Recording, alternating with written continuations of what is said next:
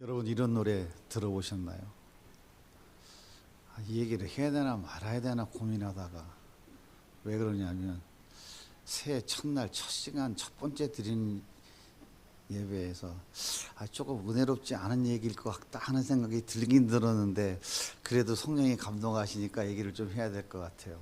이런 노래 들어보셨어요? 눈으로 말해요. 살짝이 말해요. 웃으시는 분은 좀 아는 것 같은데요. 남들이 알지 못하도록 눈으로 말해요. 사랑은 눈으로 한대요. 남들이 알까 부끄러워 눈으로 한대요. 주일 오후 예배 같으면 제가 참 멋지게 한번 불러보겠는데 그렇게는 못하고 가사만 좀 읽어드릴게요. 사랑은 눈으로 한대요. 진실한 사랑은 눈을 보면 안 돼요. 그 검은 두 눈은 거짓말을 못해요. 눈으로 말해요. 살짝이 말해요. 남들이 알지 못하도록 눈으로 말해요. 1976년 제가 고등학교 다닐 때 권태수라고 하는 가수가 발표한 노래입니다. 여러분 어떻습니까? 뭔가 이 노래 가사 속에 의미가 좀 있는 것 같지 않아요? 우리 청년들은 속으로 그럴 거예요. 목사님 그것도 완전 라떼 같은데요. 맞아요. 라떼 맞습니다. 하지만 이 가사 속에 애틋한 사랑의 눈빛이 아름답게 빛나지 않나요? 사랑하는 사람을 앞에 두고 사랑한다고 말할 수 없을 때가 있어요. 하지만 눈으로는 말할 수 있습니다. 분노가 일어나고 서운한 마음이 일어나고 저주의 마음이 마음속에 일어날 때 입으로 말할 수는 없지만 눈으로는 말할 수 있어요. 미안한 마음, 죄송한 마음, 안타까운 마음을 차마 입으로는 표현하지 못하지만 눈으로는 표현할 수 있어요. 예수님에 대한 그 애틋한 사랑도 우리는 때로 입을 다물고 눈으로 표현할 때가 있어요. 2024년 새해가 밝았습니다. 당신이 있어서 행복했어요. 우리도 함께 열심히 달려가십시다. 사랑의 마음을 눈으로 우리는 표현할 수 있어요. 자, 옆에 있는 분을 보시고 눈으로 한번 표현해 봅시다. 당신이 있어서 너무 행복했어요. 웃겨요? 정들 것 같아요? 두 분이 해보세요. 왜 안 하세요? 엄마하고 하더라고 좀. 엄마 정말 사랑해요 하고 눈을. 쑥스러워요? 두 분이서 한번 해보세요. 징그러워요?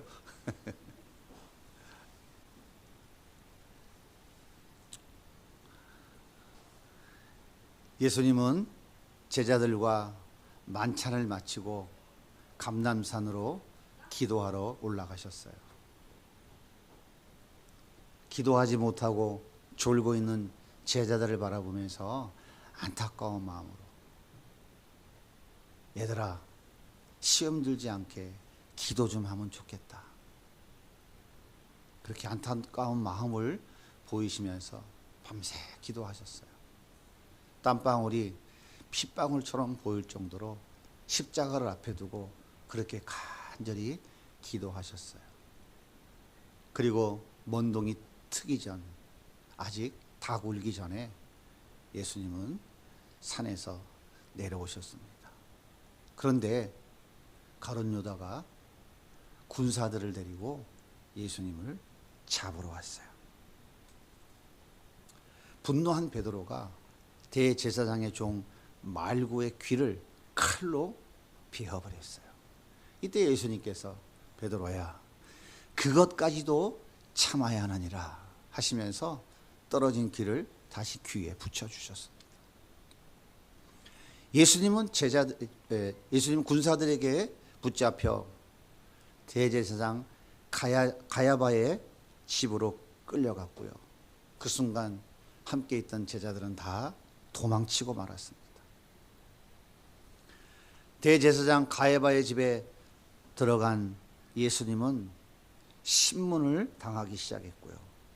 베드로는 그 대제사장의 뜰 그 마당에 피워놓은 모닥불에 다른 사람들 틈에 끼어서 불을 쬐고 있었습니다.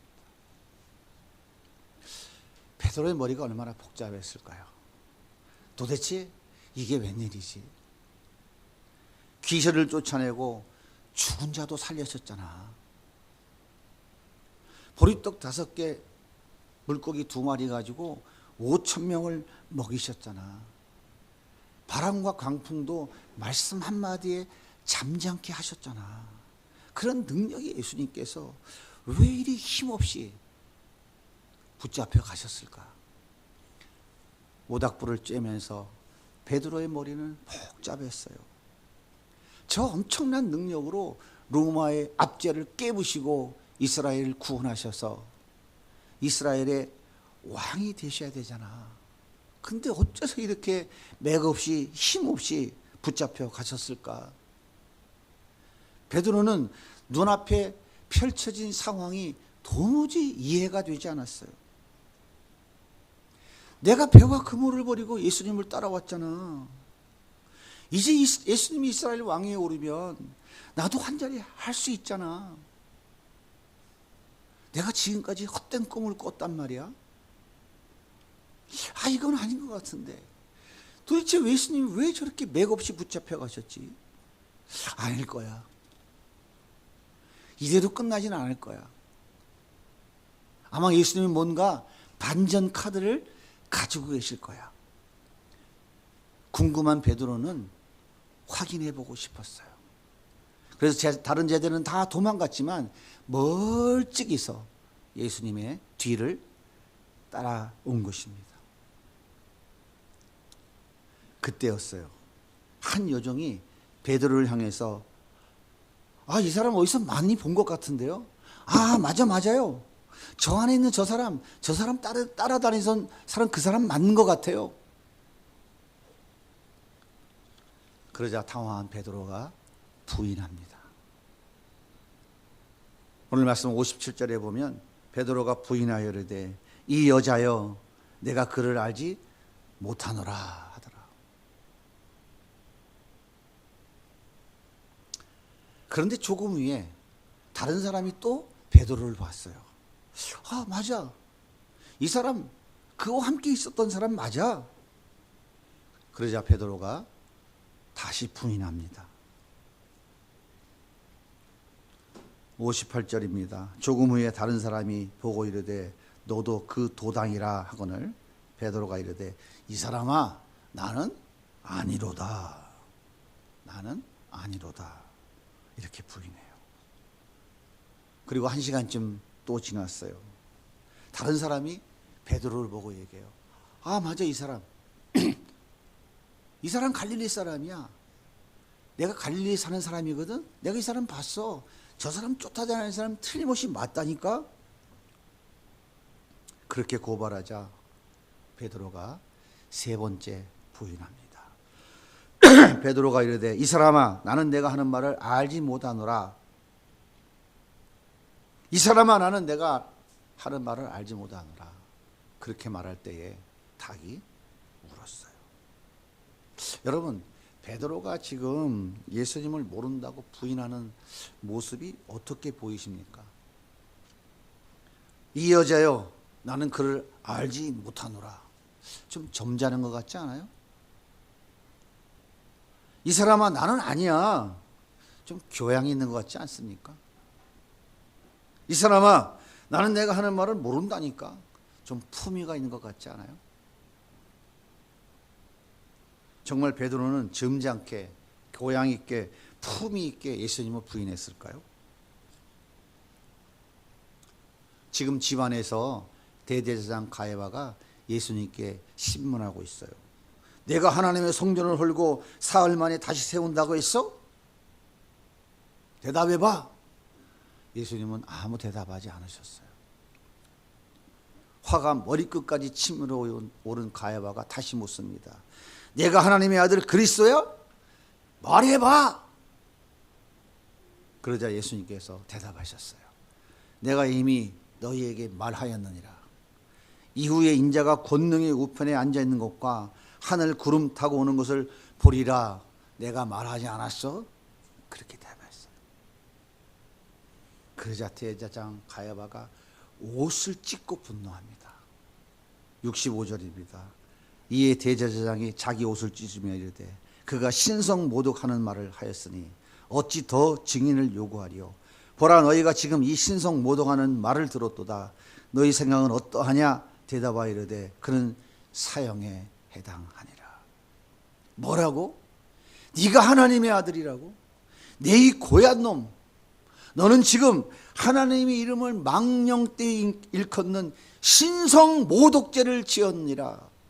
너의 죄는 사형에 해당되니라. 대제사장 가야바가 분노하여 고래고래 고함을 지르자 그 자리에 배석하고 있었던 사람들이 예수님의 얼굴에 침을 뱉고 주먹으로 두들겨 패고 손바닥으로 내리치면서 무자비한 폭행을 가하기 시작했습니다. 대제사장 가야바의 그 분노에 찬 고함소리, 예수님을 멸시하고 조롱하는 소리, 예수님을 두들겨 패는 구타하는 소리, 사람들의 그 야유하는 소리가 집 안에서 흘러나와서 마당에 쩌렁쩌렁 울리고 있었습니다. 여러분, 분위기가 얼마나 살벌합니까?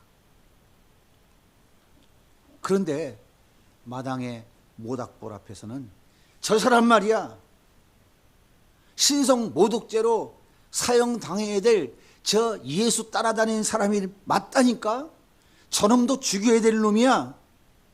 한 명도 아니고 두 명도 아니고 세 명의 목격자가 지금 베드로를 고발하고 있는 겁니다. 이런 절대절명의 상황에 처한 베드로, 말 한마디 잘못하면, 저들이 내 말을 받아들여 주지 않으면 베드로는 거기서 예수님처럼 맞아 죽어야 됩니다. 자기의 생명이 지금 왔다 갔다 하는 그런 절박한 상황이에요. 그런 상황에서 여자요, 나는 그를 알지 못하노라. 아이 사람아, 나는 아니야.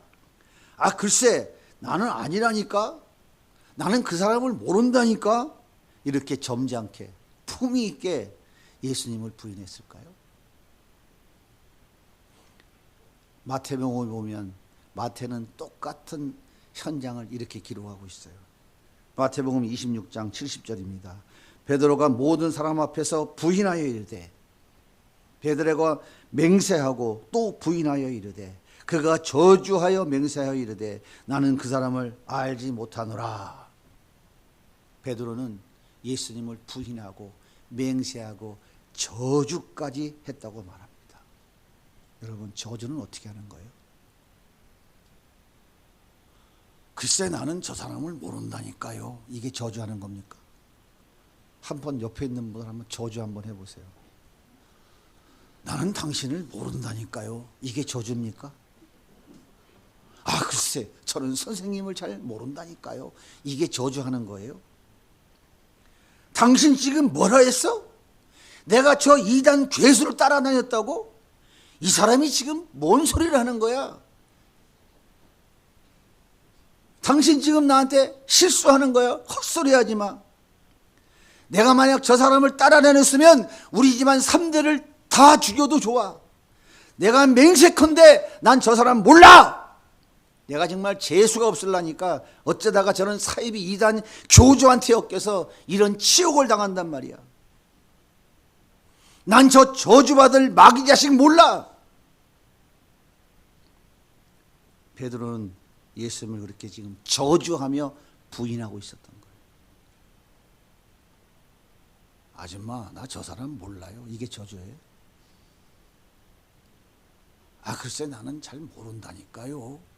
이게 저주하는 겁니까?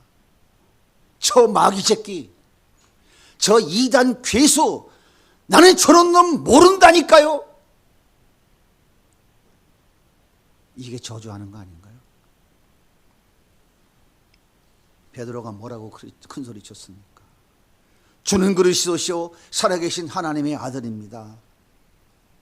모두 주를 버릴지라도 나는 결코 버리지 않겠습니다.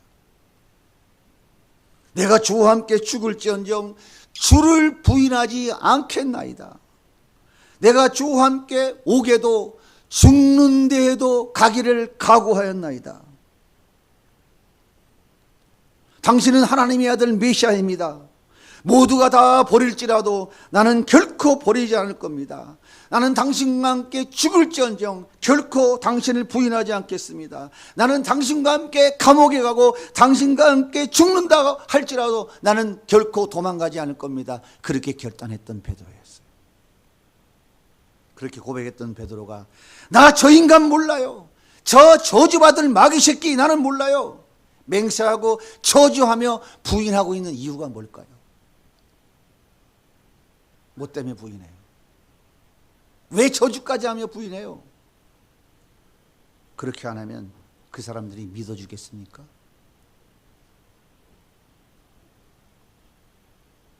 이 사람들이 지금 안 믿어주면 나는 죽어야 돼요. 예수님이 두들겨 맞는 소리, 야유하는 소리, 아프다고 그 고통을 참는 그 외마디 비명소리, 그 예수님도 지금 저렇게 폭행하라고 죽이려고 하는데 베드로는 그 자리에서 살아남을 수 있겠어요? 죽는 게 두려우니까, 살고 싶어서 저주까지 하면서 나는 저 사람을 모른다고 부인하고 있는 거예요. 이른 아침에 끌려온 예수님은 밤새 신문을 받고 사형 언도를 받았습니다.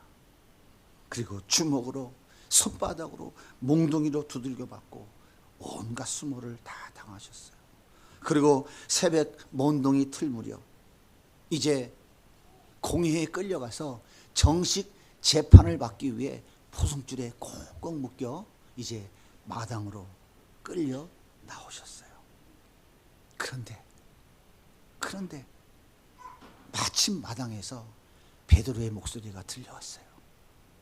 아, 글쎄 난 저 저주받을 마귀 새끼 모른다니까. 난 저 이단의 괴수를 모른다니까요. 알지도 못하고 따라다녀 본 적도 없습니다. 내가 갈리에 살지만 저 사람이 갈리에 사는 조차도 난 모르는 사람입니다. 사람 얽매 잡지 마세요. 포승줄에 끌려 나오던 예수님은 저주하며 부인하는 베드로의 목소리를 들으시고 가던 발걸음을 딱 멈추어서 돌이켜서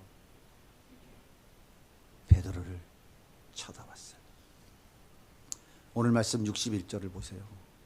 주께서 돌이켜 베드로를 보시니, 베드로가 주의 말씀 곧 오늘 닭 우일기 전에 네가 3번 나를 부인하라 하심이 생각난다고 그래요. 예수님이 베드로가 저주하며 부인하는 소리를 들으시고 고개를 딱 돌리는 순간 베드로와 예수님의 눈빛이 탁 마주쳤어요. 그때 베드로가 닭 울기 전에 3번 부인한다고 했지, 그 생각이 났어요. 베드로가 밖으로 뛰쳐나가서 통곡하기 시작했습니다. 오늘 말씀 62절은 이렇게 기록해요. 밖에 나가서 심히 통곡하니라. 여러분, 예수님은 자신을 저주받을 마귀 새끼라고 저주하고 있는 그 베드로를 향해서 어떤 눈빛으로 바라보셨을까요? 너 날더러 하나님의 아들이라고 했잖아. 날더러 메시아라고 했잖아. 그런데 저주받을 마귀 새끼라고? 날더러 사입이 이단 교주라고? 이런 만도 못한 놈이. 가로는 여러분이 드세요. 그러고도 네가 살아남길 원해? 이런 쳐 죽여도 시원찮을 놈, 내가 너를 그냥 둘 것 같아? 분노의 눈빛으로 바라보셨을까요? 너 째진 주둥이로 그랬지. 죽어도 배신하지 않겠다고. 감옥에도 같이 가고 죽는 자리까지도 같이 가겠다고. 그런데 날 배신해? 맹세하고 저주까지 하면서 배신해? 이 더러운 놈, 내가 너를 수제자라고 믿은 내가 한심하지. 그렇지, 세상에 믿을 놈이 어디 있겠어.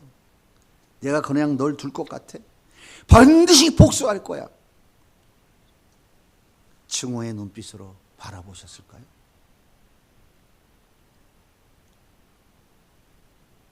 예수님은 그런 분이 아니에요. 예수님은 한없는 사랑의 눈빛으로 베드로를 바라보셨어요. 예수님은 가득한 사랑의 그 눈빛으로 베드로에게 말씀하셨어요. 베드로야, 괜찮아. 난 널 사랑해. 베드로야, 자책하지 말거라. 나는 내 마음을 다 안다. 내가 이스라엘의 왕이 되면 너도 한 자리 차지하고 싶었지?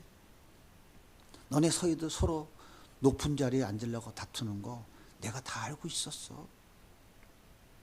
멸시받고 천대받고 살다가 이제 좀 큰 소리 치며 살고 싶었던 그 마음 내가 다 알고 있었어. 그런데 내가 이렇게 맥없이 잡혀가니까 실망했지. 괜찮아. 나는 내 마음 다 알고 있어요. 베드로야, 조금 더 걱정하지 마. 예수님은 한없는 사랑의 눈빛으로 베드로를 바라보시면서 눈으로 말씀하고 계셨어요. 예수님은, 베드로는 예수님의 그 눈빛을 보았어요. 예수님이 눈으로 자기에게 말하는 것을 보았어요. 예수님의 눈빛은 원망과 분노의 눈빛이 아니었어요. 예수님의 눈빛은 사랑과 용서의 눈빛이었습니다. 예수님께서 나를 사랑한다고, 걱정 말라고, 마음 아파하지 말라고 눈으로 말씀하고 계신 것을 베드로는 보았어요. 그 눈빛을 본 베드로 너무 죄송했어요. 너무 부끄러웠어요. 그런데 마침 닭 우는 소리가 들려왔어요. 베드로는 뛰쳐나가서 통곡하며 울고 또 울었어요. 예수님, 죄송합니다. 죄송합니다, 예수님. 역시 난 쓰레기만도 못한 놈입니다. 난 저주받아야 할 놈입니다. 예수님의 사랑의 눈빛을 쳐다볼 수가 없었어요. 예수님, 날 죽여주세요. 난 죽어야 마땅한 놈입니다. 베드로는 통곡하며 울었어요. 사랑하는 여러분, 우리가 베드로를 욕하고 정죄할 수 있을까요? 예수님이 날 위해 십자가에 죽으셨는데 여러분들이 예수님을 배신하면 되겠습니까? 어떻게 인간의 탈을 쓰고 그렇게 할 수 있습니까? 라고 설교하면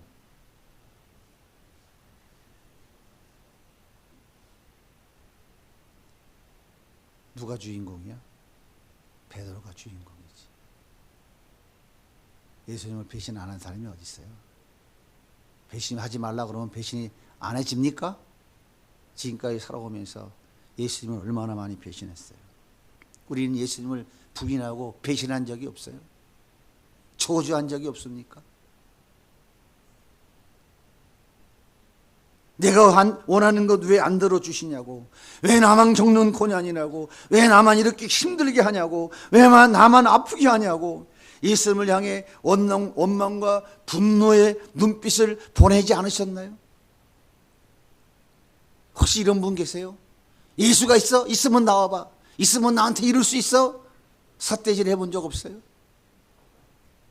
저만 해봤나요?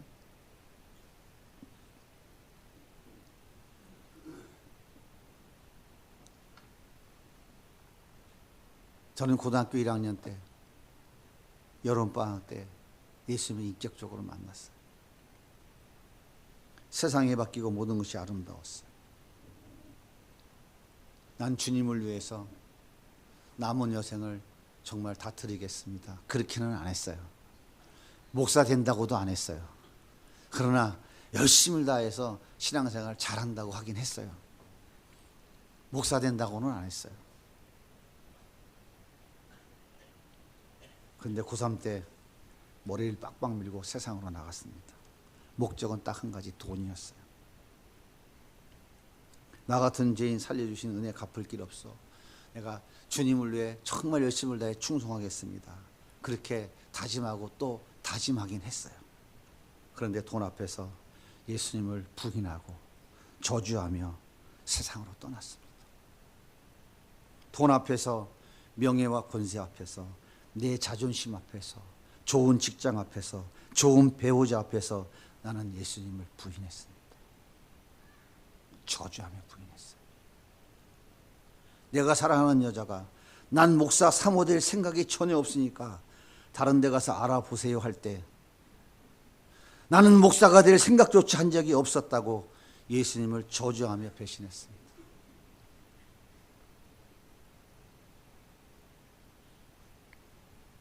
그렇게 주님을 떠나서, 웃기죠?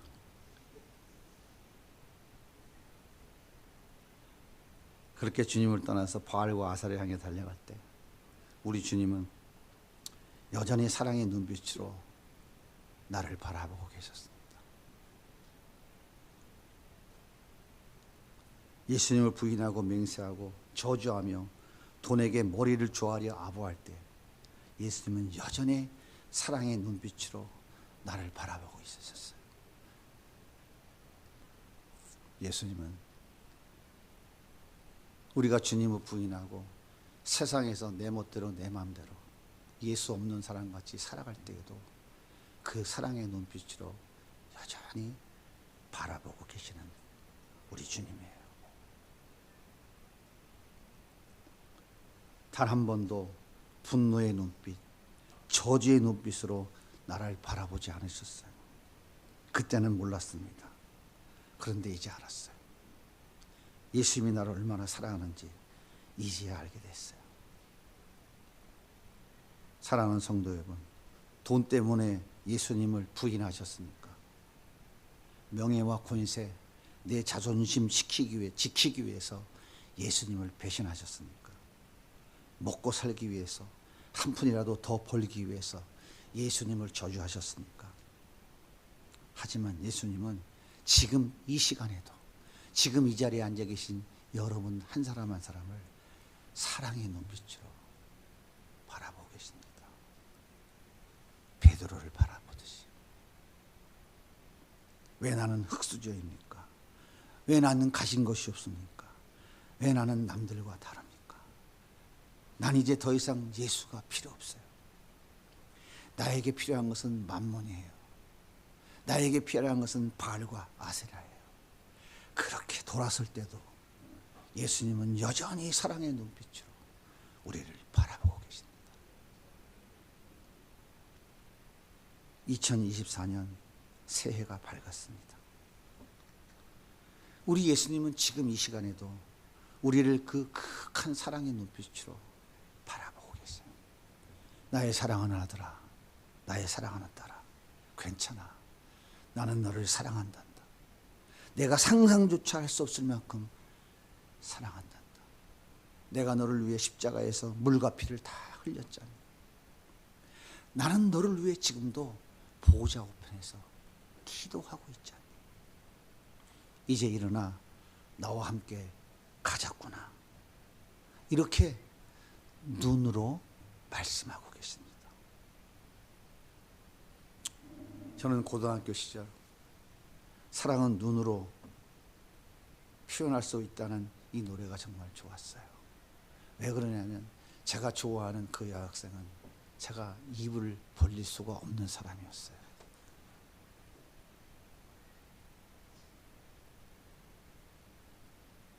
내가 쳐다볼 수 없는 사람이었어요. 그래서 입을 벌릴 수가 없었어. 그냥 눈으로만. 결혼한다고 그러니까 집안이 뒤집어졌다니까요. 제가 지난번에 말씀드렸잖아요. 약혼식 하겠다 그러니까 하필이면 태호가 기억 안 나십니까? 이렇게 쓰레기 같은 취급을 받은 제가 그래도 눈으로는 말할 수 있으니까 그때 이 노래가 참 좋았어요. 눈으로 말해요. 살짝이 말해요. 사랑은 눈으로 한대요.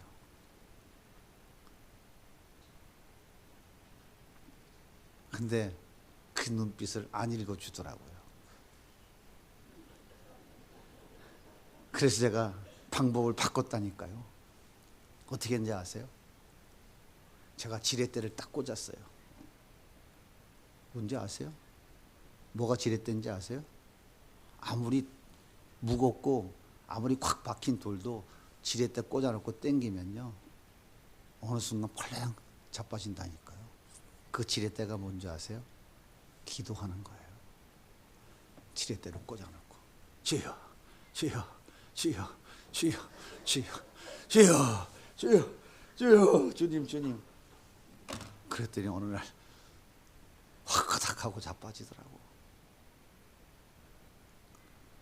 거기까지만 얘기해야지. 오늘 집에 가면 혼날지도 모르니까.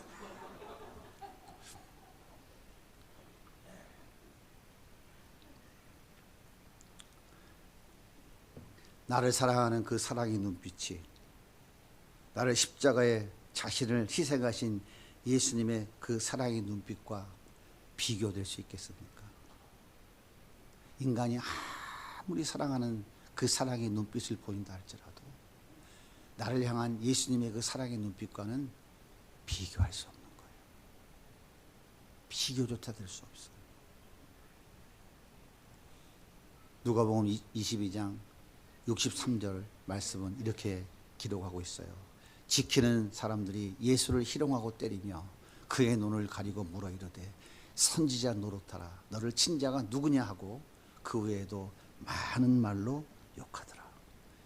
예수님은 이렇게 능력을 당하면서도 뒤돌아 통곡하는 베드로의 그 뒷모습을 여전히 사랑의 눈빛으로 바라보고 계셨어요. 베드로야 울지 말거라. 베드로야 울지 마라. 예수님의 그 사랑의 눈빛을 도저히 잊을 수 없었던 베드로는 자기 생명을 주님께 내어드리는 그 순교의 자리까지 두려움 없이 갔어요.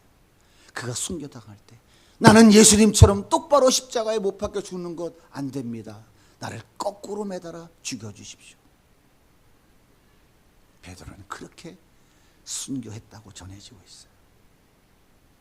이 좋으신 예수님께서 오늘 이 자리에 앉아 계신 여러분에게 말씀하고 계십니다.